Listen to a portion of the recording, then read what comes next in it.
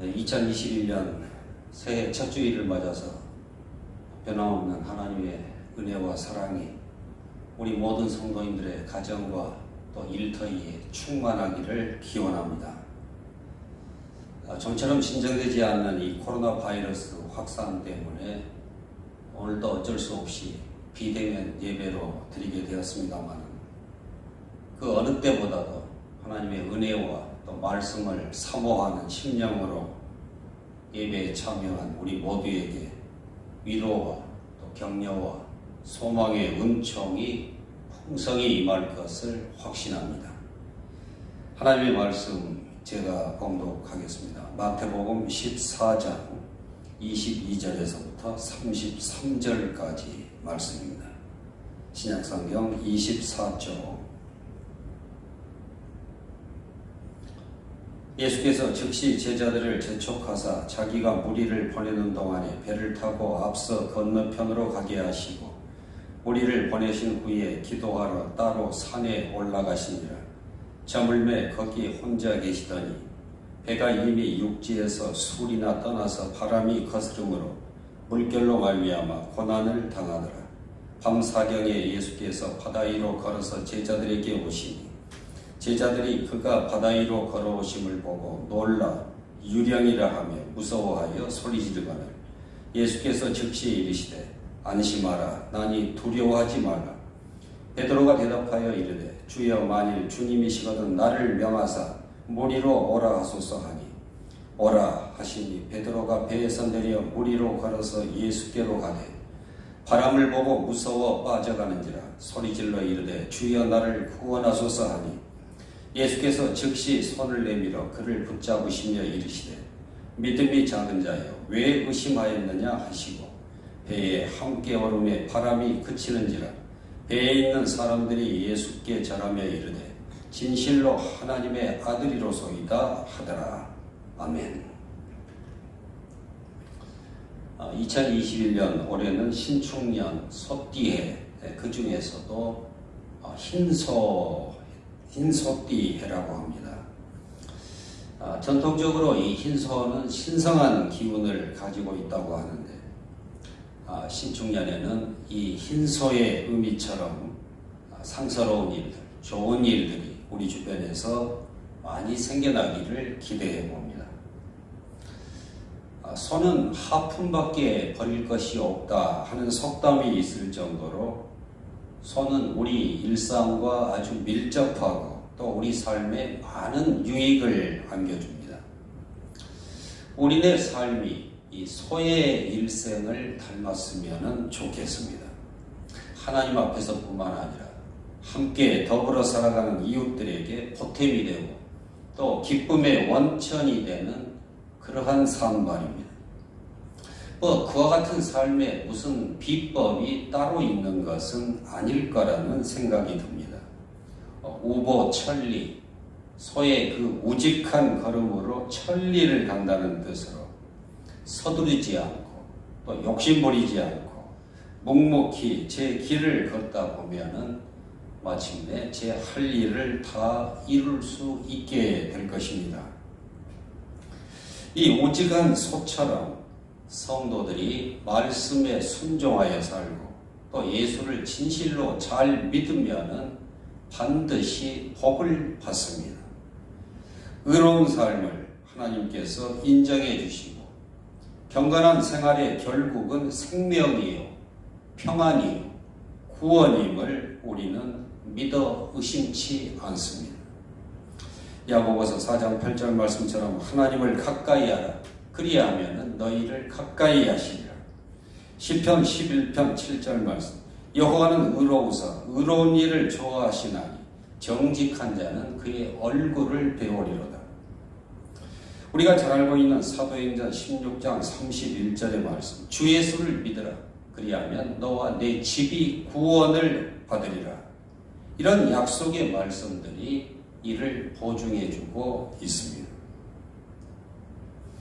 하지만 성도의 삶이 매 순간 순풍에 돋단듯이 그렇게 순탄한 것만은 아닙니다. 앞에서의 약속들은 경건하고 또 의로운 삶의 그 최종적인 결과에 대한 언급이고, 거기까지 가는 그 신앙의 여정은 거센 비바람과 또 높은 파도와 같은 그런 악조건들을 인내하고 극복해야 합니다. 산 정상에 오르면은 더없이 상쾌하고 또 가슴 벅찬 감동과 희열이 있지만, 그곳에 도달하기까지는 그 짐을 짊어진 어깨의 뻐근함을 견뎌야 하고, 다리의 피로도 이겨야 하고, 금방 터질 것만 같은 그 심장의 압박도 감내해야 하는 것과 같은 이치라 할 것입니다. 저절로 이루어지는 일은 없습니다. 모름지기 모든 일의 그 성취에는 반드시 치러야 할 대가가 있는 법입니다. 비록 정도의 차이는 있을지언정 이 땅의 모든 사람들은 다 저마다의 그 고난과 또 고통을 안고 살아갑니다. 신앙생활을 열심히 하고 잘하는 성도라고 해서 예외가 아닙니다. 우리의 신앙의 대상인 예수님께서 벌써 참혹한 고난을 당하셨습니다. 그리고 예수님께서는 유감스럽게도 당신으로 인해서 우리도 역시 세상에서 겪게 될 고난을 예고하고 있습니다. 요한복음 15장 20절에서 사람들이 나를 핍박하였은즉 너희도 핍박하리라. 또 디모데후서 3장 12절에 보면 무릇 그리스도 예수 안에서 경건하게 살고자 하는 자는 핍박을 받으리라.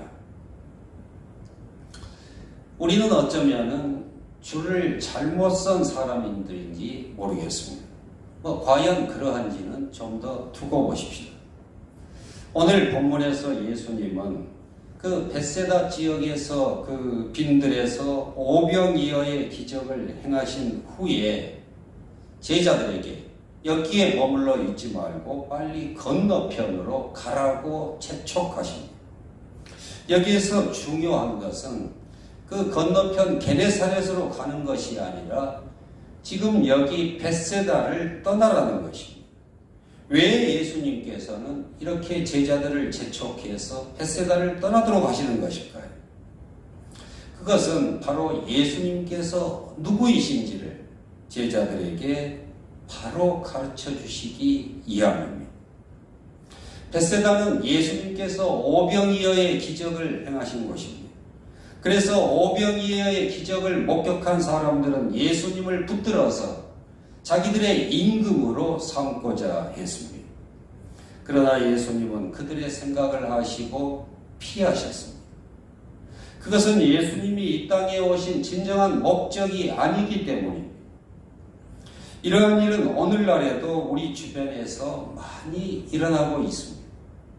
많은 사람들이 예수를 믿어서 하나님으로부터 받기 원하는 복은 거의가 다 물질과 건강, 명예와 같은 것들입니다. 그러니까 세상 사람들과 별반 다를 것 없는 그런 안목의 정욕과 이생의 자랑인 것입니다. 그런 것들이 우리 삶의 부산물로 주어진다면 그것을 감사함으로 받아서 하나님의 선하시고 기뻐하시고 온전하신 뜻을 위해서 기꺼이 사용할 것이로되, 그러한 가치들이 우리 신앙적 삶의 궁극적인 목적이 되어서는 안 됩니다. 성도들의 삶은 하나님의 나라와 그의 의를 다른 무엇보다도 우선하여 구하는 삶이라야 합니다. 그러한 삶의 방식을 통해서 하나님으로부터 옳다 인정을 받는 것이야말로 우리 신앙에 결코 타협하거나 양보할 수 없는 최우선의 방식이요 또 최종적인 목표 지점인 것입니다. 그러므로 우리가 너무 물질과 건강 또 명예와 같은 것들에 집착해서 예수를 믿는 것은 옳지 않습니다. 만약 우리가 그런 방식과 태도로 예수를 믿는다고 하면 예수님은 우리를 피해서 숨으실 것입니다. 예수님을 억지로라도 왕으로 삼으려고 하는 사람들도 문제였지만은 더 큰 문제는 제자들이었습니다. 오병이어의 기적을 본 제자들은 예수님이 왕이 되시면 자신들도 한 자리 차지하려고 하는 그런 욕심이 생겼습니다. 그와 같은 야망의 불씨가 엉겨붙은 제자들에게 벳세다는 위험한 곳이 속히 떠나라고 주께서는 재촉하고 계십니다. 하나님의 아들의 그 능력과 권세를 체험한 그 벳세다의 빈들, 그 영화롭고 거룩한 곳이 한편으로는 우리의 믿음을 시험하고 또 경건한 자들을 넘어뜨리는 사탄의 활동 영역이 되기도 한다고 하는 것은 참으로 이율배반적입니다. 성도 여러분, 거룩한 곳에 서 있다고 저절로 거룩해지는 것이 아닙니다. 경건한 곳에 앉아 있다고 해서 저절로 그리스도의 성품을 닮아가는 것이 아닙니다. 우리가 항상 경계하고 깨어 있어야 속아 넘어가지 않습니다. 제자들은 자신들의 그 팔자를 일시에 역전시킬 수도 있는 그 호조건의 벳세다를 떠나라고 하는 그 예수님의 말씀을 다 이해하지는 못했지만 그럼에도 그들은 주님의 분부에 순종했습니다. 사랑하는 성도 여러분, 이것이 믿음입니다. 비록 나의 생각, 나의 판단, 또 그동안에 축적된 나의 경험과 배치된다 할지라도 주님께서 말씀하시니 그대로 따르겠습니다. 그 명령에 순종하겠습니다. 아멘. 예수님께서 시몬에게 깊은 데로 가서 그물을 내려 고기를 잡으라 명하셨습니다. 그때에 시몬이 대답합니다. 선생님, 우리가 밤새도록 수고하였으되 잡은 것이 없지만은 말씀에 의지하여 내가 그물을 내리리이다 하고 그대로 하였더니 고기를 잡은 것이 힘이 많아 그물이 찢어지는지라. 성경은 우리에게 교훈합니다. 사무엘상 15장 22절에서 여호와께서 번제와 다른 제사를 그의 목소리를 청종하는 것을 좋아하신 같이 좋아하시겠나이까. 순종이 제사보다 낫고 듣는 것이 순양의 기름보다 나음이니이다. 이사야 55장 9절에서 이는 하늘이 땅보다 높음 같이 내 길은 너희의 길보다 높으며 내 생각은 너희의 생각보다 높음이니라. 믿으시면은 아멘 하십시오. 저와 여러분, 우리 모두가 자신을 낮추고 하나님을 높여 인정하고 순종하는 이런 믿음을 가질 수 있기를 바랍니다. 그래서 그 약속에 신실하신 것, 쌓을 곳이 없도록 부어주시는 그 풍성한 은총을 지금 여기에서부터 누리며 또 증거하며 살아가는 우리 모두가 될 수 있기를 축원합니다. 그런데 문제가 생겼습니다. 예수님의 말씀에 순종하여 배를 타고 호수 건너편으로 가는 도중에 갑자기 거센 바람이 불어오기 시작합니다. 높은 파도가 작은 배를 삼킬 듯이 출렁거립니다. 오늘 본문 24절에 보면은 배가 이미 육지에서 술이나 떠나서 바람이 거스름으로 물결로 말미암아 고난을 당하더라. 제자들은 열심히 노를 저었습니다. 거친 바다와 싸우면서 그동안 잔뼈가 굵은 이 어부 출신의 제자들입니다. 바람이 앞에서부터 불어왔기 때문에 제자들이 이제 뱃머리만 돌려서 벳세다로 향하게 하면은 애써 노를 저을 필요도 없이 저절로 갈 수도 있지만은 제자들은 바람을 거슬려서 힘껏 노를 저었습니다. 이처럼 성도가 살아가면서 고난을 당할 때에 뒤로 물러서서는 안 됩니다. 우리는 제자들처럼 힘써 노를 저어야 합니다. 말씀에 순종하는 것은 마치 그 풍랑에 맞서 싸우는 것과도 같습니다. 말씀에 순종하여 가는 길에 풍랑이 있습니다. 요나와 같이 하나님의 말씀에 거역하여 도망치는 길에 만난 그런 풍랑이 아닙니다. 말씀에 순종하여 가는 길에 만난 풍랑입니다. 주님의 뜻, 주님의 방식대로 살아갈 때 만나게 되는 그 어려움과 곤란을 이상하게 여기지 말아야 합니다. 베드로전서 4장 12절의 말씀, 사랑하는 자들아 너희를 연단하려고 오는 그 불시험을 이상한 일 당하는 것 같이 이상히 여기지 말라. 오히려 너희가 그리스도의 고난에 참여하는 것으로 즐거워하라. 세상을 거슬러 하나님의 법과 식으로 살아갈 때에 필연적으로 당하게 되는 그 고난을 이상하게 여기지 말고 풍랑에 맞서서 힘껏 노를 저어야 합니다. 주님은 우리의 형편과 사정을 다 알고 계셨습니다. 사랑하는 제자들이 지금 무척 고생하는 것을 주님께서는 다 보고 계셨습니다. 예수님께서는 내가 어려움에 처하여 고통당하는 모습을 역시 다 알고 계십니다. 그 예수님은 우리를 보고만 계시는 것이 아니라 우리를 친히 찾아오시는 주님이십니다. 예수님은 바다 위로 걸어서 찾아오셨습니다. 문제의 현장에 찾아오셔서 그 문제를 해결해 주십니다. 예수님은 풍랑과 파도를 잠잠케 하시고 물에 빠진 베드로의 손을 잡아 건져주시고 배에 함께 오르셨습니다. 얼마나 놀라운 순간입니까? 이것이 바로 믿음의 세계입니다. 사랑하는 성도 여러분, 말씀에 순종해 살아간다고 하는 것은 마치 큰 풍랑과 싸우는 것과도 같습니다. 우리의 힘으로는 그 풍랑을 이길 수 없습니다. 그래도 우리는 싸워야 합니다. 그래도 말씀에 순종해야 합니다.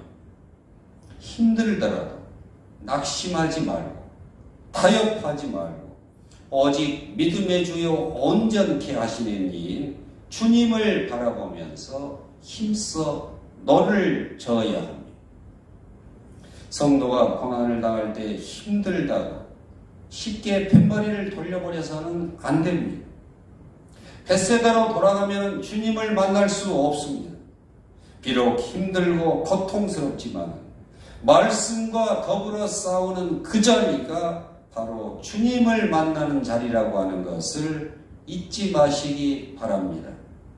예수님을 만나기 원하십니까? 예수님의 기적을 보기를 원하십니까? 하나님의 능력을 체험하기 원하십니까? 그렇다면 우리는 말씀에 순종하여 말씀대로 살기 위해서 그 풍랑이는 바다로 가야 합니다. 그리고 싸워야 합니다. 예수님은 거기에 계십니다. 예수님은 풍랑 위로 걸어오시고 찾아오시고 잠잠케 하십니다.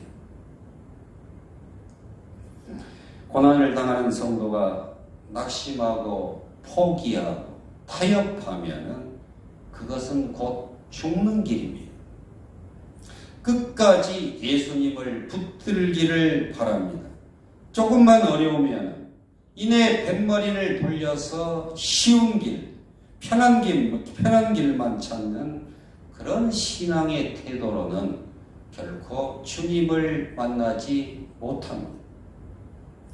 왜 주님께서는 나를 찾아오시지 않는 것인가? 왜 나와 동행하시지 않는 것인가? 왜 나의 고통을 모른 채 하시는 것인가?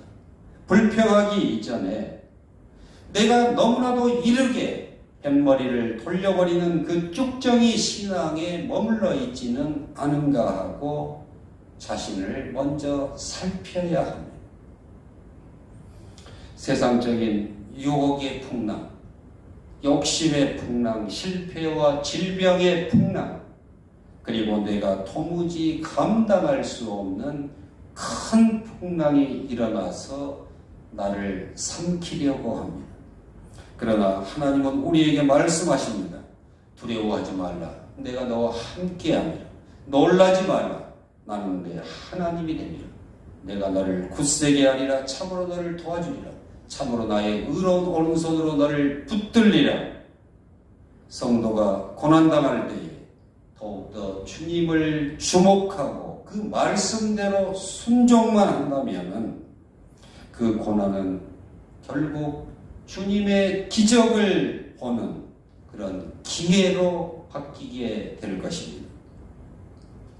예수님과 제자들이 함께 배에 올랐습니다. 바람도 그치고 풍랑도 잠잠해졌습니다. 배에 있는 모든 사람들이 예수님을 하나님의 아들이라고 외치면서 승리의 계가를 불렀습니다. 예수님과 제자들이 합작해서 만든 위대한 작품이었습니다. 주님은 예나 지금이나 항상 우리와 함께 하십니다. 우리가 주님의 말씀과 그 권고하심에 순복할 때에 누리게 되는 이런 놀라운 은총과 복이 2021년 우리 모두에게 충만하기를 기원합니다. 기도하겠습니다.